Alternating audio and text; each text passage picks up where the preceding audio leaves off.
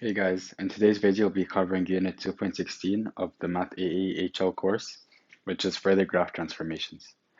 So to begin with, I put on the screen the function of x cubed minus 1, and we're going to transform this function by these two transformations here. The first one is the absolute value of the x, and the second is the absolute value of the whole function. So first we'll do the transformation y equals the function of absolute value of x, right? And what this means is that if we have this function here, so basically this function here, you just take the absolute value signs and put them around all the x's you have. So if you had like x minus 1 over x cubed plus 1 or whatever, you just take the absolute value and put it around all the x's. So here there's only one x, so it would just be absolute value of x cubed minus 1. Yeah? And now let's get some values for this. So the function of minus 1 would basically be minus 1 cubed minus 1. And the absolute value of minus 1 is just 1, right? So this would be 1 minus 1, which is 0. Next we go to the function of the absolute value of 2, right? Or minus 2, sorry. So value of minus 2. And this would be the absolute value of minus 2 cubed minus 1. So the value of 2 is just 2, so just 2 cubed minus 1, which is 8 minus 1, which is 7. And if you keep going, you'll just get more values. So let's put these in for now. The function of minus 1 is 0. Function of 2 is 7. So 1, 2, 3, 4, 5, 6, 7. And if you keep going and keep getting more values, you'll find a graph that looks like this eventually. Okay, so it goes like this. And if you get positive values, your graph will look like this. It will be the same as f of x. And what you notice about this graph is that it's basically a reflection. So this side here, this negative x side, is basically a reflection of the positive x, right? So what we can say is that for this graph, function of absolute value of x is basically just a function of x, right? Because the function of absolute value of minus 2 is just a function of 2. Absolute value of minus 3 is just a function of 3, right?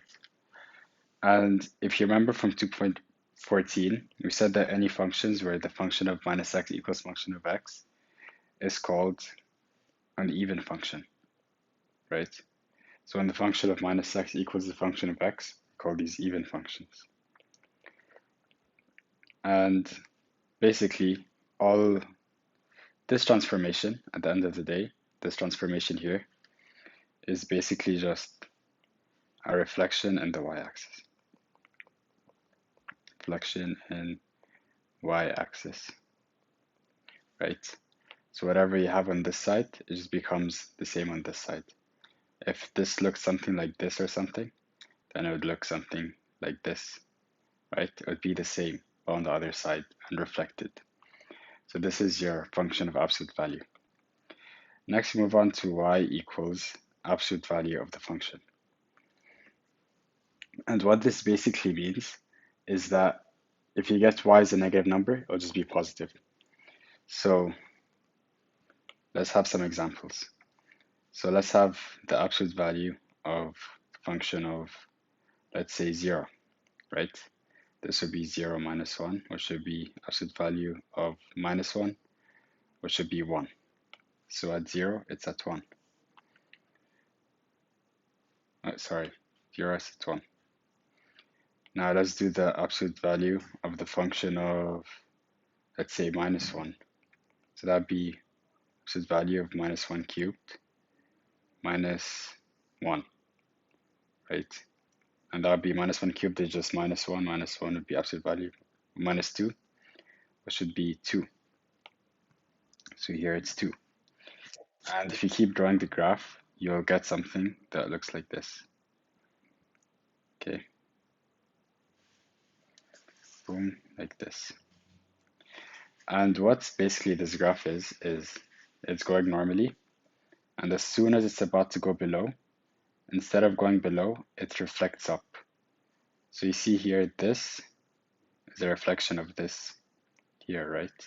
Basically just take all of this and just bring it up. So this function here, at the end of the day, is basically just a reflection in the x-axis. Because if you think about it, if the whole answer is to the absolute value, this means you'll never have a negative answer. You'll never have anything that's down here. It will always be up. It will always be positive. Because if you get something negative and then you absolute value it, it just goes back up. So yeah, these are your first two transformations covered in this video.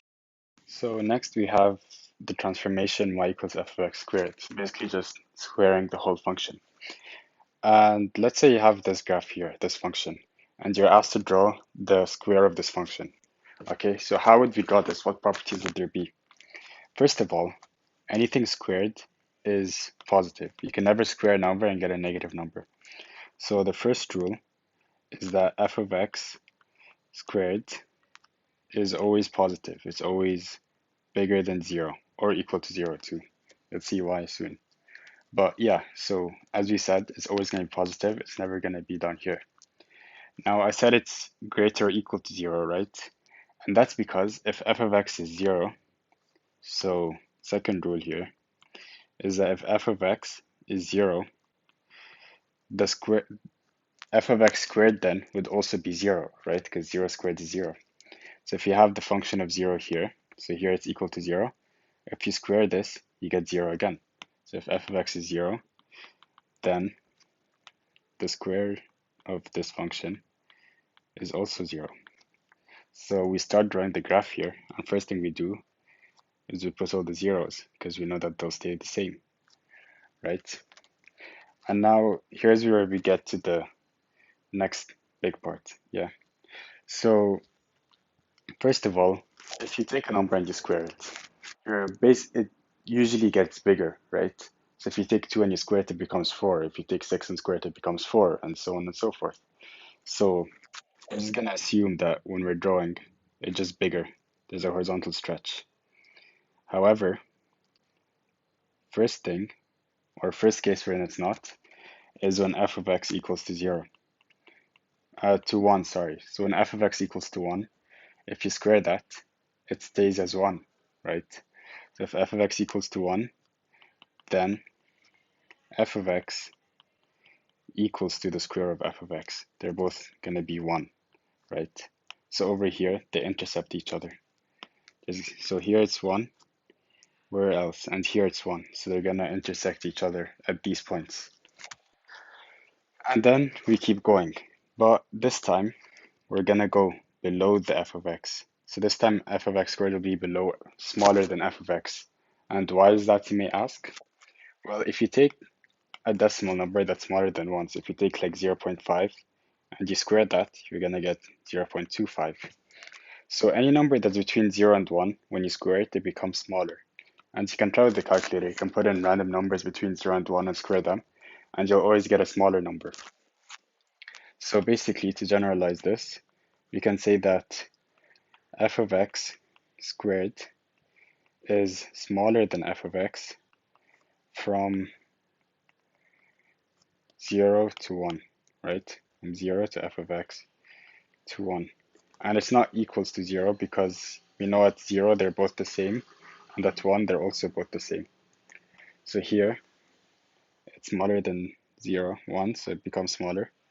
Touches the y, y equals 0. And now instead of going down, we know that it's always positive, so it's going to come back up, and then it's going to go back down here. And here, since this part here is below 1, it's going to be smaller. It's going to touch again. It's going to go back up. It's going to be smaller until it touches 1, they become the same, and then it becomes bigger. And this is basically all you need to know about f of x squared functions, is that they're always equal to the normal function at 0 and at 1. And above 1, they're bigger than the function. Between 0 and 1, they're smaller than the function. That's basically it. Next, we have the transformation f of ax minus b, right? And we already did earlier in the unit that when you have a coefficient before the x, this means a horizontal stretch. And this minus b here is a horizontal translation, right? And earlier on in Unit 2, we studied how to do each one separately. But what happens if we have both at the same time? And that's what we're going to do now. So first, let's say we have this function here, right? We had the function f of x equals x minus 1 squared minus 4. So a quadratic in vertex form. And the graph of this would be this here, right? This is the graph of this function. And this graph here, it intersects the x-axis at -1, 0, and at 3, 0. And the coordinates of the vertex is, this is vertex form, would be 1 and -4, right? Now, let's say we wanted to have this translation here, or this transformation, sorry. Let's say we wanted the function of 2x minus 3. How do we draw this here? How would we find it and draw it? Now, first things first, what we can do is we can take this 2x minus 3 and put it into the x. So now we have 2x minus 3 minus 1 squared minus 4, right? So this x here, you just change it with what's in here. And we just simplify and we get 2x minus 3 minus 1 would be 2x minus 4. This is squared minus 4, right? And you can just expand. So you'd have 4x squared minus 16x minus plus 16, sorry, minus 4. And you combine the terms to get 4x squared minus 16x plus 12. And not to find the zeros, we just let it equal 0. And we can actually divide by 4. If you divide by 4, you have this. And then you just factorize. So x minus 3, x minus 1. If you don't know how we did this, you can go watch 2.6 or 2.8 quadratics. But anyways, we have this. Now we have the zeros are at x equals 3 and x equals 1, right? So at x equals 1 and at x equals 3. And we know that the vertex will be right in the middle. So the vertex will be at x equals 2. And to find the y-coordinates, we can just do the function of 2, which should be 4 times 2 squared minus 16 times 2 plus 16. And that'll give you minus 4. So the vertex would be right here, right? So the first 0 is at 1, 0. Second 0 is at 3, 0. And the vertex is at 2 minus 4. And we just draw the graph now.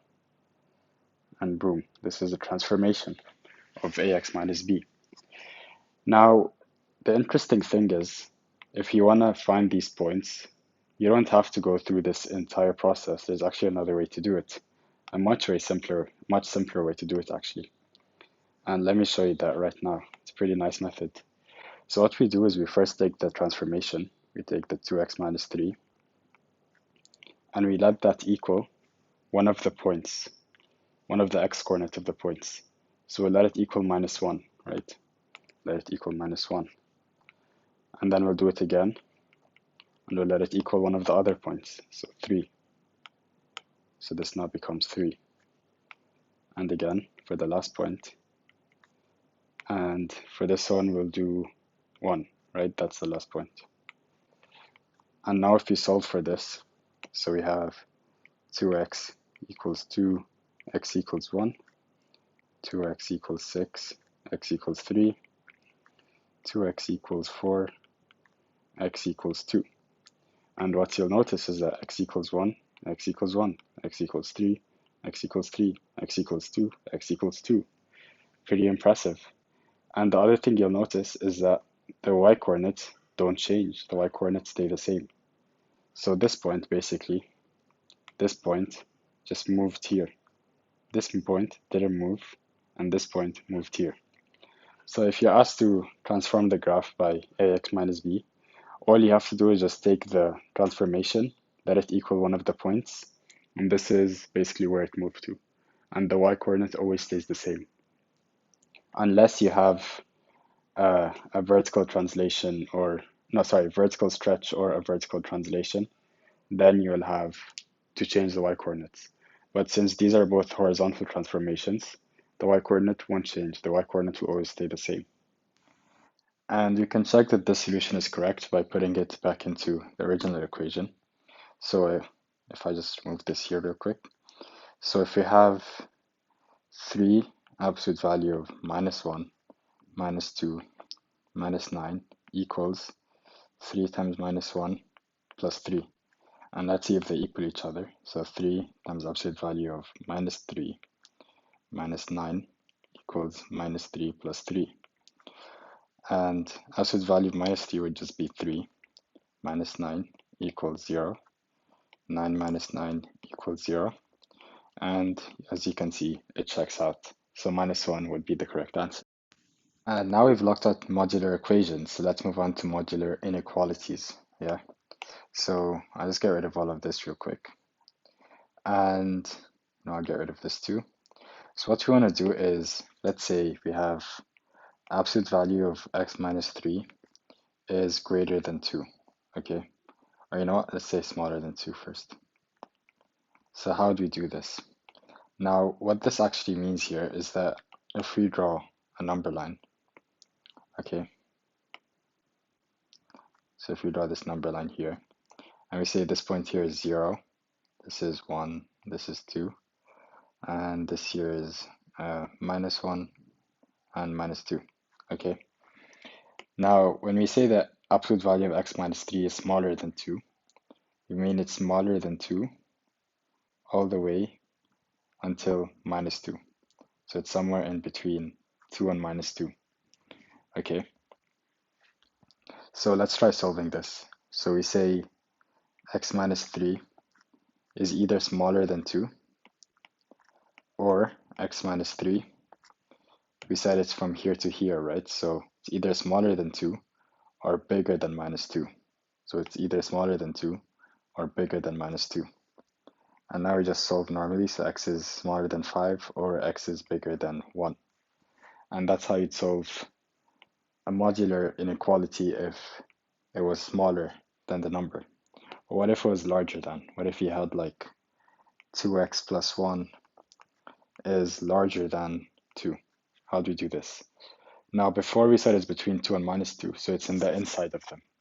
Now we look at the outside. So now it's either this way or this way. It's either bigger than 2 or smaller than -2, right? And the way we do this is we just write it again. So 2x plus 1. You know what? Let's actually make this minus 2x plus 1, okay? So now we have minus 2x plus 1 is either, we said greater than 2, or we said minus 2x plus 1 is smaller than -2, right? So smaller than -2. And we again just solve normally. So minus 2x is bigger than 1, minus 2x is bigger than 1. And what we do next is we actually divide by -2, right? So we divide x minus 2. But when you divide by minus numbers, when you divide by -2, this sign here flips, it changes direction. So this here changes direction. And we do the same on the other side. So minus 2x is smaller than -3, and we divide by -2, and the sign changes direction again. So it's bigger than 3 over 2. And those are your solutions to this equation here. So when you have modular inequalities, and if you have something is smaller than, it means in between, and larger than means on the outsides. Just remember it like that, I guess. So this last part, we're going to try this past paper question, which is in 2 parts. So part A, we're just asked to sketch these 2 graphs. And let's start with the first one. So we immediately see that the y-intercept is 1 and the slope is a half. So we're just pretty simple, linear function. Y-intercept is 1 and slope is a half, so it goes up by 1, side by 2, up by side by 2. And now we have the 3 points, we can just draw a line across them. And this is our function. Pretty simple, yeah. So f of x equals x over 2 plus 1. And now I move to a second one, which is a function which originally this function would have been f of x equals x minus 2. But we actually transformed this function by making it a modular, right? So we actually transformed it. So let's actually try drawing the normal function first before the transformation. So here the y-intercept would be minus 2. The slope is just 1. So it will be, we draw the line across now, and it will be something like this, right? However, now that when we transformed it, now we put the absolute value sign around it, this means nothing will be down here. What we do is we take all of this and we just bring it up. Okay, so it goes something like this. So if the y-intercept was at minus 2, the y-intercept is now at 2, right? So the y-intercept is now at 2. And all we have to do is just erase everything down here and now connect it to 2 and keep going. And yeah, this is our function, pretty easy. So this is the y equals absolute value of x minus 2. And now part 2 of the question is we're just asked to solve this equation. And as we said before, so this means x minus 2 equals positive or x minus 2 equals negative, right? This is how we solve modular equations. So all you have to do now is just multiply everything by 2 equals x plus 2. Bring everything to one side, so minus x plus 4. And here we have x equals 6.